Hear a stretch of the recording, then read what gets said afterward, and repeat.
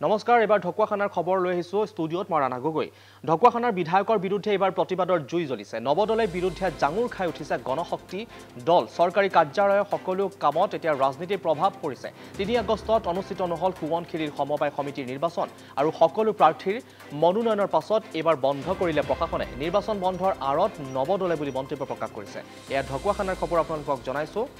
আৰু নৱদলৰ বিৰুদ্ধে এবাৰ জাঙুৰ খাই উঠিছে গণশক্তি দল চৰকাৰী কাৰ্যালয়ৰ সকলো কামত এতিয়া ৰাজনীতিৰ প্ৰভাৱ 3 আগষ্টত অনুষ্ঠিত নহল সোৱণশিৰিৰ সমস্যা আৰু সমিতি নিৰ্বাচনৰ সকলো প্ৰাৰ্থীৰ মনোনয়নৰ পাছত এতিয়া বন্ধ কৰি দিলে প্ৰশাসনে নিৰ্বাচনৰ বন্ধৰ আৰত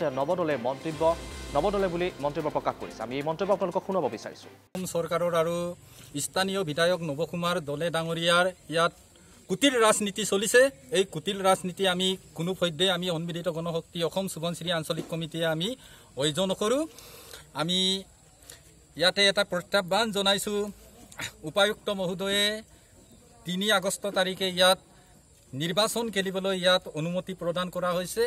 এই মতে ইয়াৰ সমবায় সমিতি দিৰ যেটো হেড অফ কমিটিৰ সভাপতি সম্পাদকৰ ইয়াত স্বাক্ষৰিত পোষ্টাৰ আমাৰ 3 আলিয়ে 4 আলিয়ে পাব্লিছ হৈছে এই কাৰণে আমি তীব্ৰ গণিয়না দিছো আৰু ডিসি মহোদয়ক অনুৰোধ জনাইছো ডিসি মহোদয়তকৈ এসডিও মহোদয়ৰ ইয়াত পাৱাৰ বেছি চলিছে নেকি